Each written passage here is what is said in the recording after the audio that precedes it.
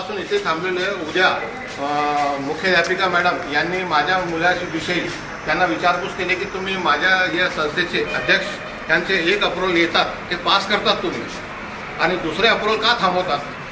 सदरील या ठिकाणी क्लार्क आहे तावडे म्हणून। आता तुम्ही इकडे सर बोलण्यासाठी आले, 10 लाख रुपये मागतात। शिक्षण अधिकारीकडे इथे भेटायला आले, सकाळपासून भेटले त्यांना मी तसे लेखी स्वरूपात उत्तर दिलेले आहे। काल पण नव्हते का सर ते? काल आले नाही का? पण नव्हते शिक्षण अधिकारी मॅडमने शिक्षण अधिकारी काही नाही केले। 10 लाखासाठी तावडे म्हणून एक क्लार्क आहे ते म्हणतात की मला 10 लाख रुपये द्या, त्यानंतर मी तुमच्या मुलाची वैयक्तिक मान्यता भेटून देईन। शिक्षण अधिकारी त्याच्या सांगण्याप्रमाणे वागतात। 10 लाख कशासाठी पाहिजे? वैयक्तिक मान्यता माझ्या मुलाची। असं काही तुमच्याकडे पुरावा? हो, यापूर्वी मी असेच व्हिडिओ केलेले, पत्रकार परिषद घेतलेली आहे।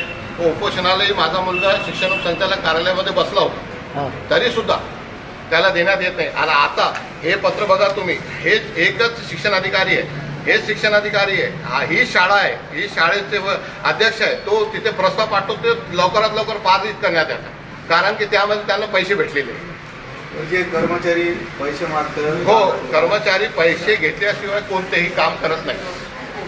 काय नाव त्याचं?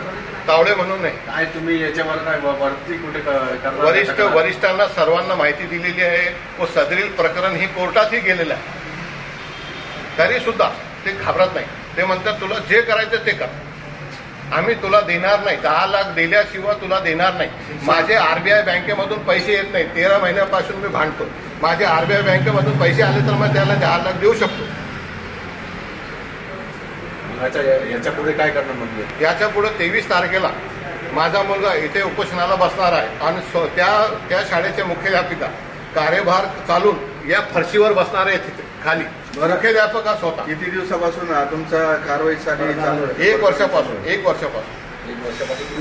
चक्रा मारतात आम्ही। 1 वर्षापासून ते काही करत नाही आणि कोणीही तिथे उत्तर देण्यास नाही। मुख्याध्यापिका मॅडम यांनी त्यांना ॲफिडेव्हिट करून दिलेलं आहे की सर हा प्रस्ताव खोटा असेल तर तुम्ही माझ्यावर किंवा संस्थेवर FIR दाखल करून चौकशी करा। उद्या तिथे देण्यात विभागीय आयुक्त किंवा कलेक्टर साहेब यांच्याशी कोणत्या न्यायाची अपेक्षा कराल आपण? नाही, विभागीय साहेबांनी त्यांना पत्र पाठवले, या मुलाचं तुम्ही काहीतरी करा, ठोस निर्णय घ्या। तर ते फक्त काय करतात मालूम आहे, असं पत्र देतात की आम्ही संस्थेच्या अध्यक्षाला फोन केलं, फोनवर त्यांनी सांगितलं की त्याला देऊ नका, असे लिहून दिलं। शासकीय यंत्रणा फोनवर चालते का? शिक्षण अधिकारी सोबत तुमची किती वेळ भेट झाली? माझी एकदा भेट झाली होती, त्यानंतर आतापर्यंत झालेली नाही। काय कारण नाही भेट नाही होण्याचं? तेच कळत नाही। तर आता शिक्षण अधिकारी भेटत नाही। आता शिक्षण अधिकारी उपशिक्षण अधिकारी दोन्हीचे पण दार बंद आहे, ते नाही येतात। दोन्ही बी कार्यालयात नाही, दोन्हीचे दार बंद आहे। वरिष्ठ कार्यालयात ते सुट्टीवर आहे, रजेवर आहे, कोणत्या ठिकाणी गेले याची माहिती भेटत नाही। सर याविषयी तुम्ही पोलिसांकडे तक्रार का नाही करत? पोलीस स्टेशनमध्ये ही तक्रार देण्यात आलेली आहे, तरी सुद्धा पोलिसही काही करत नाही। तर त्याच्यावर नाही झाली तर सर? तावडे म्हणून एक क्लार्क आहे, त्याचे मुख्यमंत्री शिंदे साहेबांचे नाते आहे, ते घनिष्ठ नाते आणि ते नातेवाईक आहे। त्यांना विचारू पण चला। सर तुम्ही तिथं कारवाई नाही झाली तर प्राधिकरणाकडे का नाही गेले? मग प्राधिकरणाकडे गेलेले आहे, पोलीस प्राधिकरणाकडे गेले। त्याची तारीख 18 तारीख आहे, या महिन्याची 18 तारीख आहे। विषय माझ्या टेबलला नाहीच हे विनाकारण माझ्यावर आरोप करू लागले दरवेळेस। त्यांनी कोणताही शिक्षण संचालकांचं मुख्य कार्यालय त्यांना कळवलेलं आहे। येतच नाही, माझ्याकडे माझा संबंधच आहे त्या प्रकरणाशी काही। तुमच्याकडे ते आरोप करतात तुमच्याकडे 10 लाख चुकीचे आरोप करू लागले ते।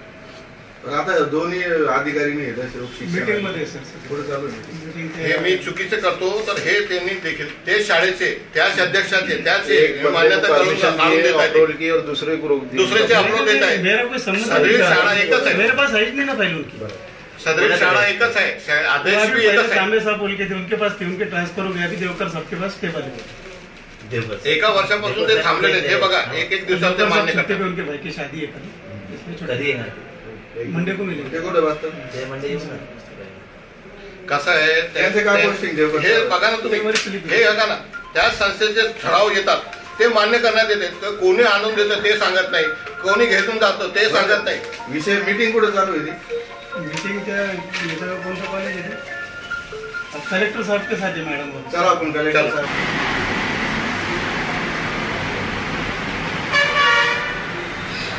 मुख्याध्यापकाने शपथपत्रावर दिलेलं आहे की मी एक शपथपत्र याला असं दिलेलं आहे की हा या मुलाची वैयक्तिक मान्यता शिक्षण अधिकारी माध्यमिककडे पाठवण्यात आलेली आहे. तर फक्त त्या ठिकाणचा जो क्लार्क आहे तावडे तर 10 लाखासाठी त्यांनी थांबवलेली आहे. आणि दुसरं यामध्ये त्यांनी लिहिलेलं आहे माझ्या मुलाचा हे फोनवर MM शेख यांनी सांगितलं की माहिती फोनवर आपली संघटना आणि संस्थेने कोणताही पत्र पाठवलं नाही की माझ्या मुलाचे वैयक्तिक मान्यतेसाठी त्यांनी पाठवलं नाही. आणि मुख्याध्यापकांनी शपथपत्र दिले 100 रुपयाच्या बॉन्डवर की जर तुम्हाला असं वाटत असेल की खोटे एफआयआर दाखल करण्यात यावं. दोघंही हे जे तुम्ही पास केलेले हे थांबवावे.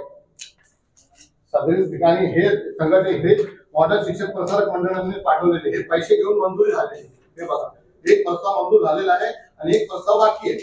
आणि MM शेखला आम्ही फोन केला असता तेव्हा काय म्हणतो की मी एक आमदार आहे तरी सुद्धा मी शिक्षण अधिकाऱ्यांना पैसे पाठवतो. तू जेव्हापर्यंत पैसे देणार नाही तेव्हापर्यंत तुझी मान्यता देणार नाही. वैयक्तिक मान्यता शिक्षण अधिकारी देणार. आणि मॅडम आम्हाला भेटले नाही. उद्या पालवे साहेब होते.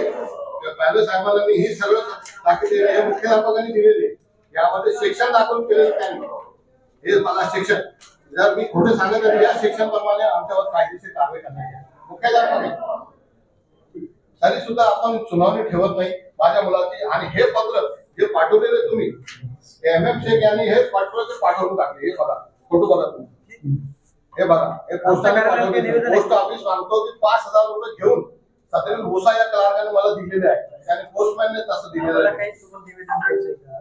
निवेदन आपल्याला रोज देतोय मी की साहेब पुढे भेटतोय. आजही दिलेलं आहे. आजही तेच देते ते ऍफिडेव्हिट देते तुम्हाला.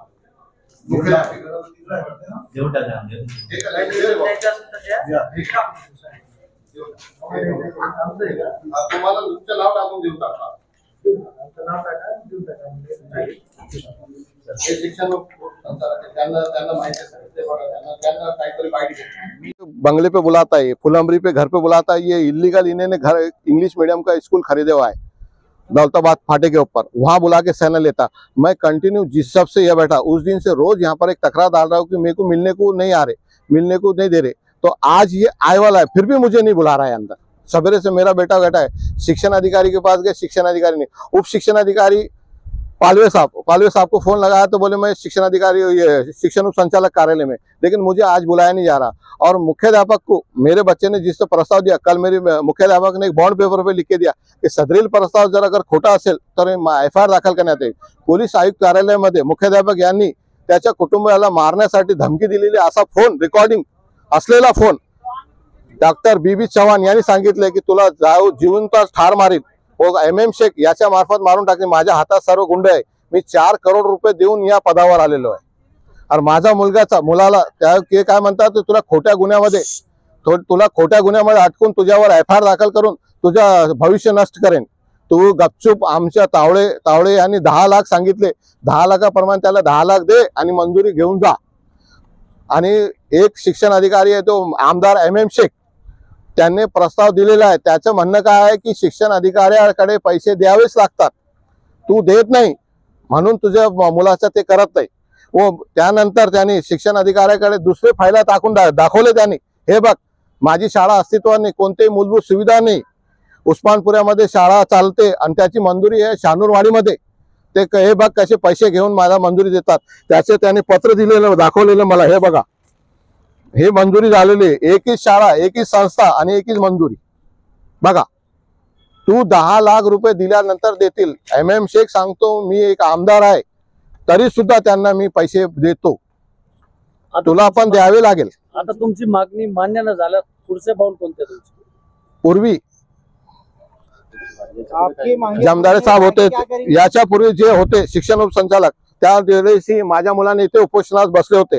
यावेळी तो उपोषणाला बसणार नाही कारण की ते खोटे गुन्हे दाखवून माझ्या मुलाच्या वर FIR करणार. यावेळी 23 तारखेला माझा मुलगा शिक्षण अधिकारी याच्याकडे उपोषणाला बसणार आहे 3 दिवस फक्त. त्या दिवसात 3 दिवसात त्यांनी काही केलं नाही. 4थ्या दिवशी DB चव्हाण यांनी त्याला ठार मारण्याचा प्रयत्न केलेला आहे. ओ ठार मारतील माझ्या मुलाला, मला व माझ्या कुटुंबाला यांनी त्या सपत धमकी दिलेली आहे. तर तो माझा मुलगा मी व माझे सर्व कुटुंब आत्मदहन करतील. इथे कोणती शाळा आहे आणि कोणत्या पदासाठी मंजुरी? उर्दू हायस्कूल हत्तीसिंगपुरा ही शाळा आहे. त्यामध्ये कनिष्ठ लिपिक या पदावर याची नियुक्ती 2021 पासून झालेली आहे व आजही तो त्या शाळेवर कार्यरत आहे. परमानंट नाही करत का? हा, ते परमनंट साठी त्याला ते प्रस्ताव पाठवलेला आहे. MM शेख अध्यक्ष आहे मॉडर्न शिक्षक प्रसारक मंडळाचा. त्याने प्रस्तावावर सही केलेली आहे. त्याचा मुलगा, त्याची बायको सचिव आहे. त्यांनी स्वतः MK देशमुख याच्या कार्यालयात येऊन तेथे त्याचे व्हिडिओ पण आहे. तरी सुद्धा फक्त पैशासाठी 10 लाख रुपयासाठी तेथील क्लार्क जे आहे तावडे त्याचे व मुख्यमंत्री आपले शिंदे साहेब यांचे नातेसंबंध आहे. ते आता मुख्यमंत्री राहिलेले नाही, उपमुख्यमंत्री झाले, तरी सुद्धा त्यांचे अधिकार इथे चालत आहे. आपलं नाव सांगा. माझं नाव शेख अरुण शेख सुभान. Subscribe now and press the bell icon. Never miss an update.